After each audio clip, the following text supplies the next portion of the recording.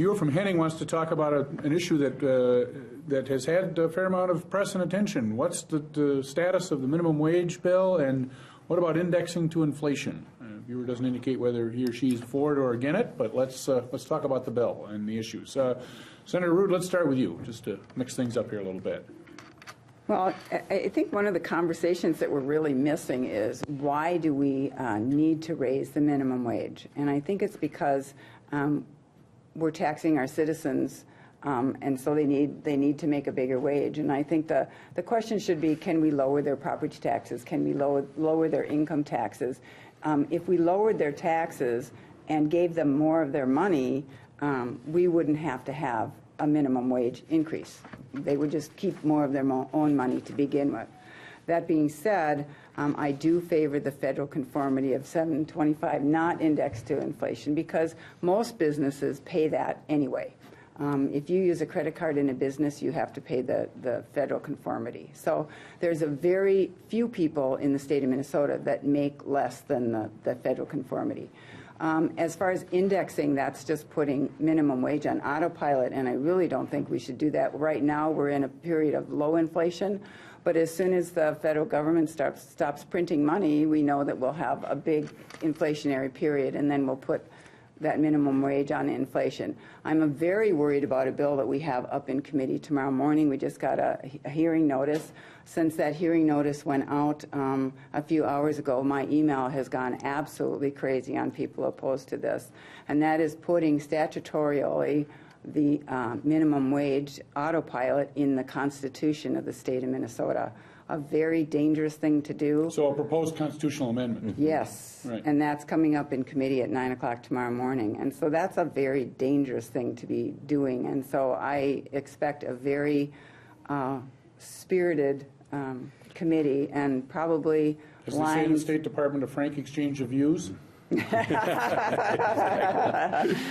a lot of folks, I think, are coming to the Capitol tomorrow to object to that.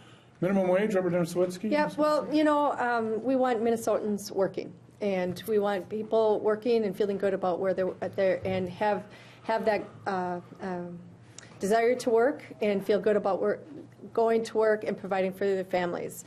And right now, you know, even raising the minimum wage to $9.50 is not a living wage. It is,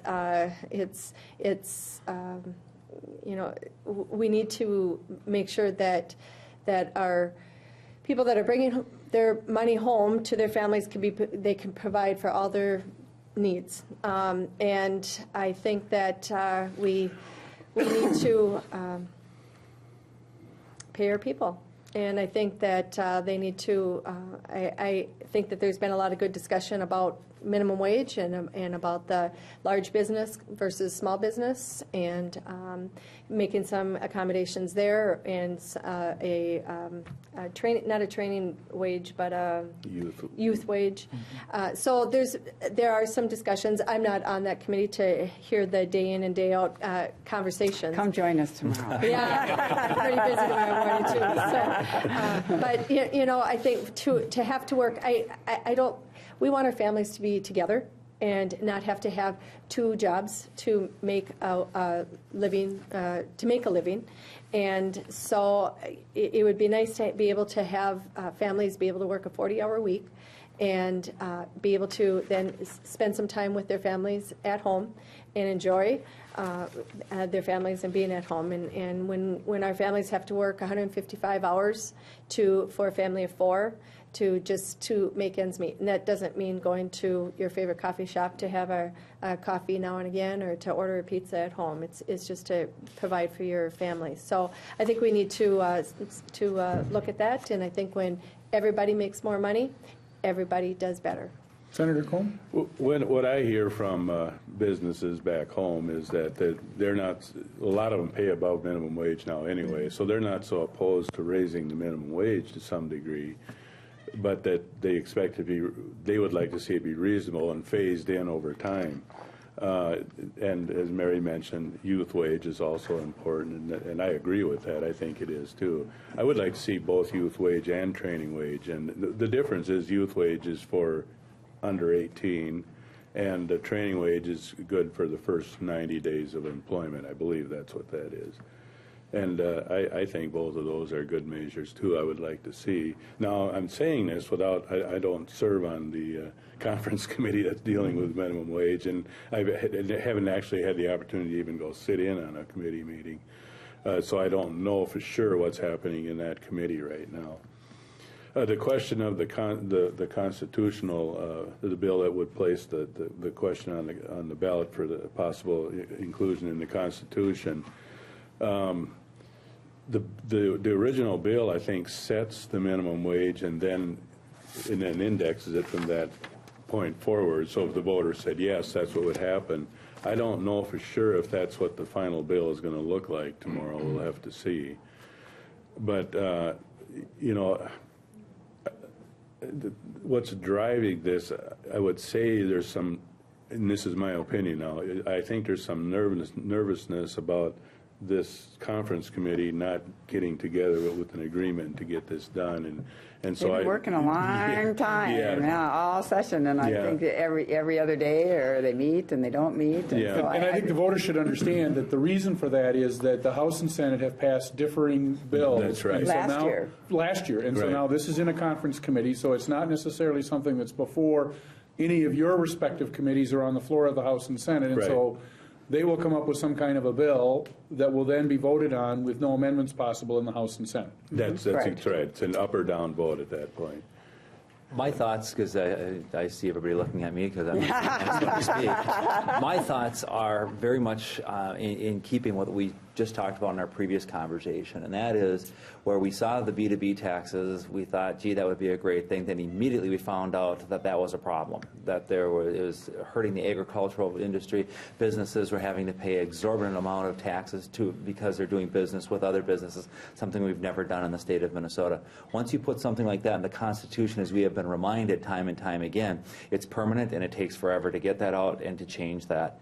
If we are in a situation where we start seeing areas or pockets within the state, different types of businesses that aren't even in existence right now because of changes in technology and delivery of services and systems, we're tied into whatever the Constitution says we're supposed to do on that. And we may find ourselves in a situation where we see deflation, where we see other kinds of things that could create some problems for business pricing, but yet businesses are still locked into whatever that minimum wage is because it was $9.50 and now through inflation it's $11.50, and businesses can't even put a profit loss statement together that makes sense.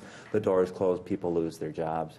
The other thing that we have that I think is really important for people to keep in mind is that in a lot of our starting and entry-level positions, you'll have people who will be working at Minnesota's nursing homes who are either semi-retired themselves and looking for additional income or are getting started in a career, and they're making minimum wage or a little bit more than minimum wage to get some skills and to supplement income for themselves.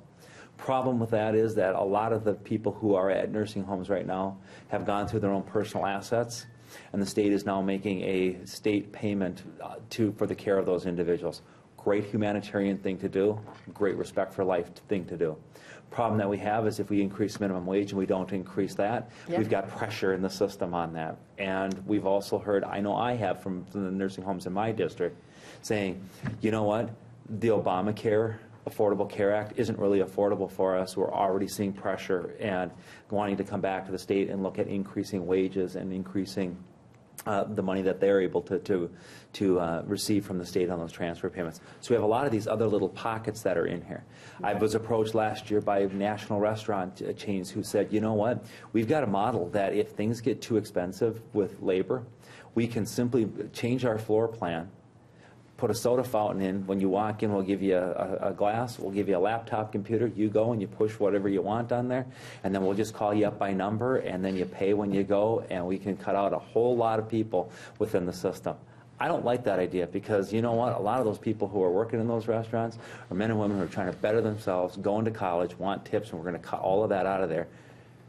or the potential exists on that. We really have to move slow and arduous on this. As much as people would say on the surface, yep, making that adjustment makes a lot of sense, but there's the ripple effect on it. And I would go back to what we just did in the last 6-8 months with the taxes and found out how tough that was, and wanting to change that as quickly as we could. With that, you brought up some points I think are interesting. With that, trying to put things in the Constitution, there's been some ideas floating around that we need to raise the bar to make that harder to do.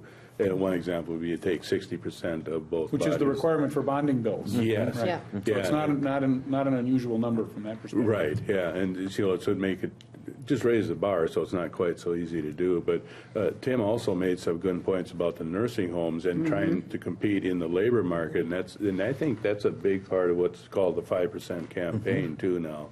Which has strong bipartisan support Right. as Yep. well. And see those folks who work in those in that care for our elderly or disabled, their employers don't have any ability to bring more income in. It's all the state. We set those levels, and so if we raise the minimum wage, there has to be an increase on that side. And even with the increase, if the minimum wage goes too high, it still doesn't help. So, there's a lot of moving parts with this that we got to try And I and think hold being together. rural legislators, Yeah. we know how important our nursing homes are, and this could be very devastating to them. And we're seeing my nursing home operators call me and say, if you do this, we could be out of business. And then we have services to our seniors and our vulnerable population. What do we do now? So I think we have to be very careful and deliberate on that, because we talk about it all the time in our rural caucus about how that affects us. And we do have to be responsible for that. And we also have to remember that those workers that are there are working hard. And we want to maintain their relationships but with our loved ones and our elderly. But we also have to remember that they are trying to make a wage. And it is hard work. And if you can find that same kind of work someplace else, you have that revolving door. And I would rather have a consistent, loving person who wants to be there to be working with their elderly and feel like that they can make it at that job. And so it's a tough issue, and all these things are intermingling, and I agree. So we have to keep all those things. Two quick things. Yeah. I want to underscore something that Senator Coonan said that I think is important for people to remember.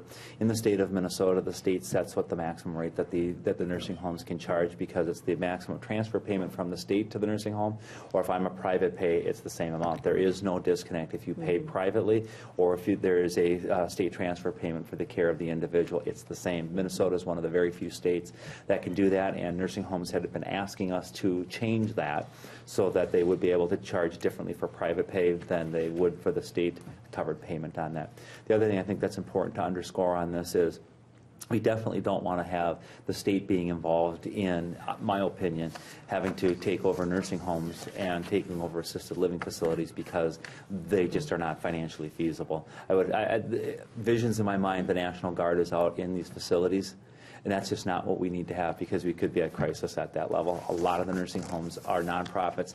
They're hanging in the balance as it is right now, and because they're nonprofits, they're continuing to try to roll back in for the care of the loved ones that we entrust them to take care of. And I want to close the loop on the viewer's question about the linking it to inflation and automatic adjustment. And I think the way to answer that viewer's question is that issue is before the conference committee. Correct. And the four of you are not on that conference committee. So Right. we need to find those people and ask them that question. And Barry, to that point, I think that's why you're seeing that this is taking so long when the House and the Senate passed it, because all of these kinds of inputs on the surface, as I was saying before, it makes a lot of sense. It's motherhood, it's apple pie. Well, how could you be? But when you start looking at those kinds of underlying things, it's a big chessboard. And when you start moving things, there's an equal and opposite physics reaction to things. So. That's Viewer